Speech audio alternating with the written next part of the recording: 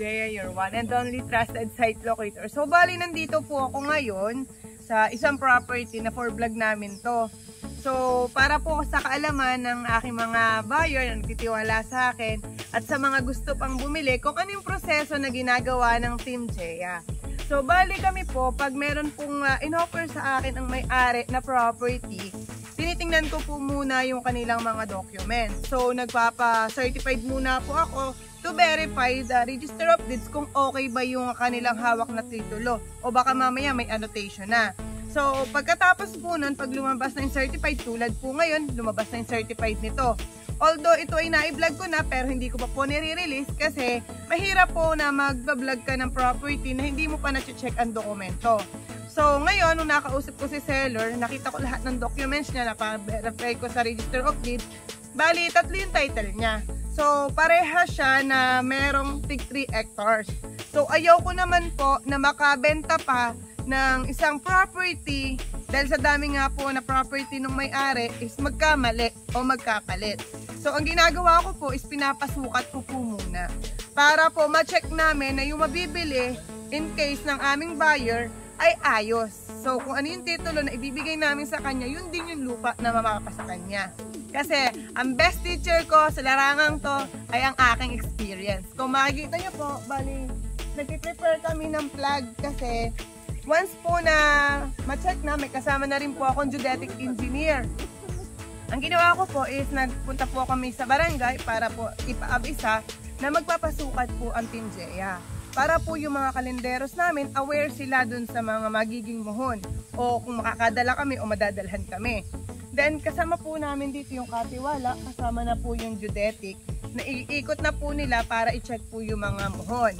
So ngayon nag-prepare po kami ng plug para in case na matapos po yung sukat, lalagyan po namin siya ng plug para po at least may palatandaan kami. Once sa i-drone shot namin, makikita nyo na rin yung inyong sakop na property. So samahan nyo po kami pagpapasurvey. Tara po.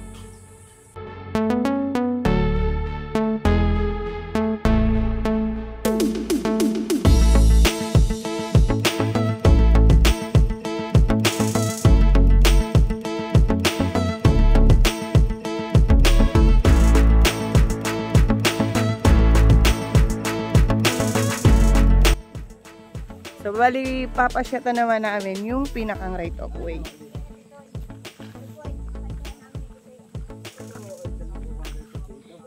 Yan sir, bali 3 meters ang ano niya ha. Tapos yung haba ay kung ilan. Hanggang dun sa pwesto natin.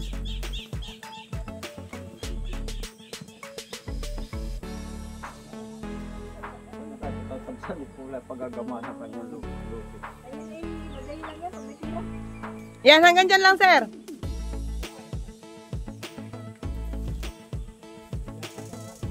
Wala pang plug doon sa akin. Alagyan ko na yun ng plug. Magkakabit na po kami ng muhon. Oo. Bali, chinecheck ko lang po yung haba ng right of way para po ma-indicate ko rin na yung haba niya tsaka lapad. Yung sa duluhan, ma'am, walang muhon, lalagyan din yun. Yes po, lalagyan na po namin. Bali, kumpleto naman po yung muhon dito sa harap. So, ang wala pong muhon yun dun sa dulo. Kaya po lalagyan namin. Opo. So, lalagyan din namin ng plug para ayan po. Ayan. So, makita natin. Magkakabit na po ang Team Jaya ng muhon. Yung ganyan na makuha, halimbawa yung muhon dyan na wala.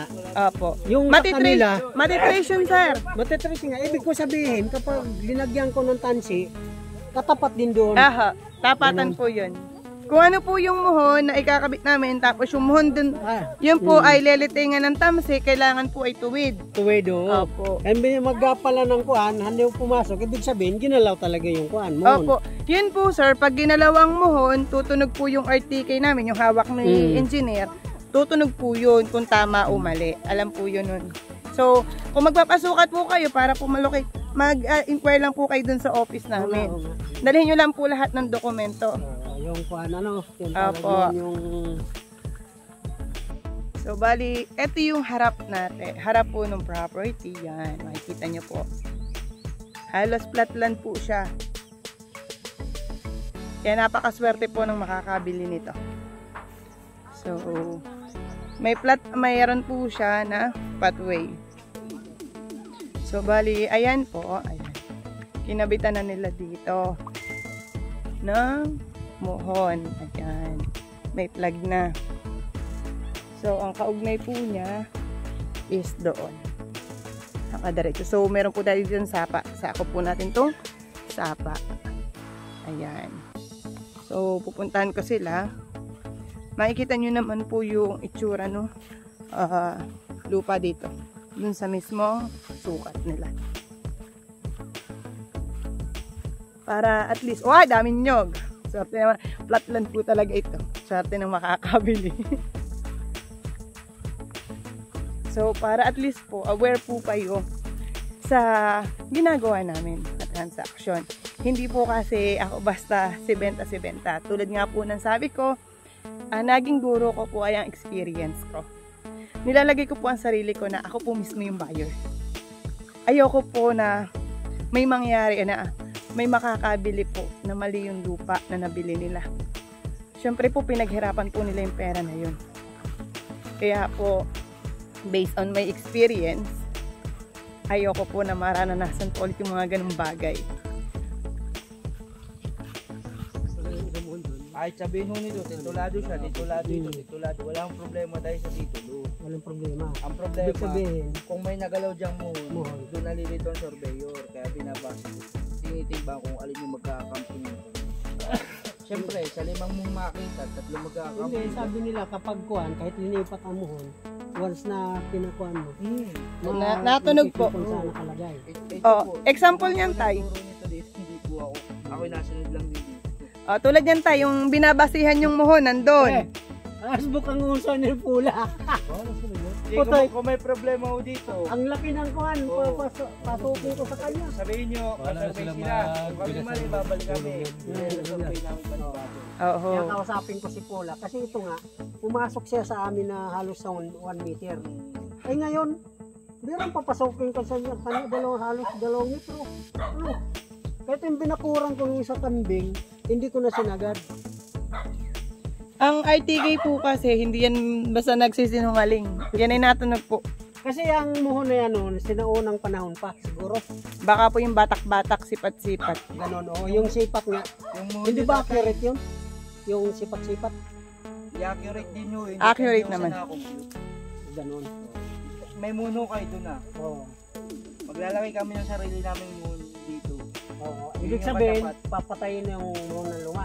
Hindi yung papatayin, hindi lang namin tatanggalin. Maglalagay kami ng amin. Panibago yung tama. Gusto. Opo. Sa aming sukat. Sa aming sukat, yung rume-refer po dun sa nasa titulo namin. Pero kung may complaint ng katabi, edi ang solusyon, survey lang din. Magpapasukat ka po ng inyo. Eh paano maligalig? Sa bagay dito, maligalig umayari yung portion na ito eh. Kaya nga po, tay, pag gantong nagpapasukat po talaga ako para po maliwanag. Hanap mo ba ay murang farmland? So, nandito na yung hinahanap nyo. Please subscribe my YouTube channel, Jeya Real Estate Property and Real Estate Property by Jeya. And please click the notification bell para updated kayo sa aming uploaded videos. At laging tatandaan, don't wait to buy real estate. Buy real estate and wait. Salamat po!